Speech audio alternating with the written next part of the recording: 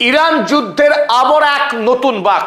18 April দিনের বেলায় আজ নতুন করে ইরান জানিয়েছে তারা স্ট্রেট অফ হরমুজকে সম্পূর্ণরূপে বন্ধ করে দিল।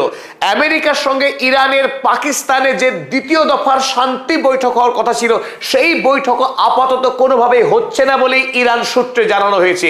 ডোনাল্ড ট্রাম্প গতকাল থেকে যেভাবে নিজেদের অবস্থানকে পাল্টে একাধিক একদিনে 8টি টুইট করেছে, যে টুইটের একটি লক্ষ্য ছিল আমেরিকা যুক্তরাষ্ট্র ইরানের সঙ্গে যুদ্ধে বিজয়ী হয়েছে, সুতরাং ইরানকে তার চূড়ান্ত মাসুল দিতে হবে। ইরানে মার্কিন সৈন্য ঢুকে সেখানকার ইউরেনিয়াম ডাস্ট সংগ্রহ করবে, হরমুজ প্রণালীকে আন্তর্জাতিক জাহাজ চলাচলের জন্য উন্মুক্ত করে দিচ্ছে আমেরিকা যুক্তরাষ্ট্র, ইত্যাদি ইত্যাদি একাধিক দাবি করেছিল ডোনাল্ড ট্রাম্প। এবং ইরানের সঙ্গে শান্তি বৈঠকের লেবাননের যুদ্ধবিরতির কোনো রকম সম্পর্ক নেই, এ কথাও জানিয়েছিল ডোনাল্ড ট্রাম্প তার সেই টুইটে। ফলে ইরান ডোনাল্ড ট্রাম্পের এই অবস্থানের জন্য যার পরনায় ক্ষিপ্ত। আমেরিকা যুক্তরাষ্ট্রের এই সীমাহীন অধ্যত্ব, দ্বিচারিতা এবং কপটতাকে ইরানের পক্ষে মেনে নেওয়া হচ্ছে না। Enough is enough. আব্বাস আরাগচিদের পক্ষ থেকে সোজা জানিয়ে দেওয়া হয়েছে ডোনাল্ড ট্রাম্পের ওই হুমকিতে ইরান ভয় পায় না, তারা আমেরিকার দেয়া চাপের কাছে কোনোভাবেই নতি স্বীকার করবে না। সুতরাং এই মুহূর্তে স্ট্রেইট কাট ইরান জানিয়েছে হরমুজ প্রণালীকে তারা বন্ধ করে দিল এবং আমেরিকার সঙ্গে তারা কোনো রকম আলোচনায় যাবে না, সে কথাও জানিয়ে দিয়েছে। গতকাল ইরানের পক্ষে স্ট্রেট অফ হরমুজ খুলে দেওয়ার ঘোষণা করা হয়েছিল, কারণ আমেরিকা যুক্তরাষ্ট্র সম্মত হয়েছিল তার নৌ অবরোধ তুলে নিতে। ফলে ইরানও জানিয়েছিল যে তারা দ্বিপাক্ষিক আলোচনার মধ্যে আমেরিকার সঙ্গে ইরানের যে সংঘাত চলছিল সেই সংঘাতের আনুষ্ঠানিক ইতি টানতে।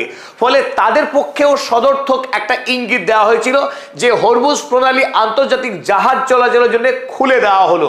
আর তাতে আশা করা গিয়েছিল যেভাবে পাকিস্তানের পক্ষ থেকে ইরান এবং আমেরিকাকে একটি আলোচনার টেবিলে বসানোর এক সর্বাত্মক চেষ্টা হচ্ছিল, এই ক্ষেত্রে পাকিস্তানের ফিল্ড মার্শাল আসিম মুনির এবং প্রধানমন্ত্রী শেহবাজ শরীফ তারা আরব দেশের সমস্ত রাষ্ট্রের সঙ্গে দফায় দফায় আলোচনা করেছে এবং আসিম মুনির খোদ আমেরিকা যুক্তরাষ্ট্রে পৌঁছেছিলেন ডোনাল্ড ট্রাম্পের সঙ্গে সাক্ষাৎ করবার জন্য। এই ক্ষেত্রে একটা সম্ভাবনা তৈরি হয়েছিল আগামী সোমবার খোদ ডোনাল্ড ট্রাম্প সশরীরে ইসলামাবাদে উপস্থিত থেকে ইরানের সঙ্গে আলোচনা করবেন, সেই গুঞ্জনই শোনা গিয়েছিল। কিন্তু গতকাল ডোনাল্ড ট্রাম্প যখন একটার পর একটা টুইট বোমা ছাড়তে থাকেন, তাতেই সমস্ত সমীকরণ বদলে যায়। ডোনাল্ড ট্রাম্প ভাবে ভাবে এমন প্রমাণ করার চেষ্টা করেন যে আমেরিকা যুক্তরাষ্ট্র ইরানকে যুদ্ধে সম্পূর্ণরূপে পরাস্ত করেছে। ইরান যেহেতু পরাজিত হয়েছে, সুতরাং আমেরিকার চাপিয়ে দেওয়া যে কোনো শর্তে আমেরিকার সঙ্গে শান্তি চুক্তি করার জন্য মরিয়া হয়ে উঠেছে ইরান, এই মনোভাব প্রকাশ করেছিল ডোনাল্ড ট্রাম্প। তাতে ইরানের কর্তৃপক্ষ তথা ইরানের সাধারণ মানুষ মারাত্মকভাবে আহত হয়েছে। তাই গতকাল থেকে ইরানের প্রধান সারির নেতৃত্ব দফায় দফায় আলোচনা করে এবং আজ দুপুরের পরেই স্পষ্ট জানানো হয় ইরানের অবস্থান। তারা নতুন করে আবারও হরমুজ প্রণালীকে সম্পূর্ণরূপে বন্ধ করে দিয়ে আমেরিকাকে চ্যালেঞ্জ ছুড়ে দিয়েছে। এই মুহূর্তে পশ্চিমী দুনিয়ার প্রায় সমস্ত খবরের কাগজের হেডলাইন হয়েছে ইরানের এই নতুন অবস্থান। বিবিসি কাগজ লিখেছে Iran closes strait of Hormuz again over continued US blockade of its ports, state media সেজ।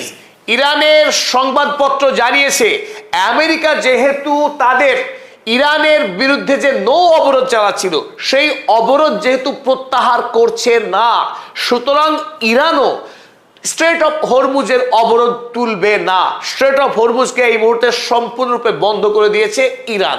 তাতে আমেরিকার যদি শক্তি থাকে তারা হরমুজ প্রণালীকে উন্মুক্ত করবে তো করুক, একথা খোলামেলা জানিয়েছে ইরানের কর্তৃপক্ষ। এবং যেটা আরো আশঙ্কার বিষয় যে আমেরিকা যুক্তরাষ্ট্রের সঙ্গে ইরান যদি দ্বিতীয় পর্বের আলোচনায় না যায়, তাহলে যে যুদ্ধবিরতি চলছে 2 সপ্তাহের, সেই যুদ্ধবিরতি কি আজই শেষ হবে?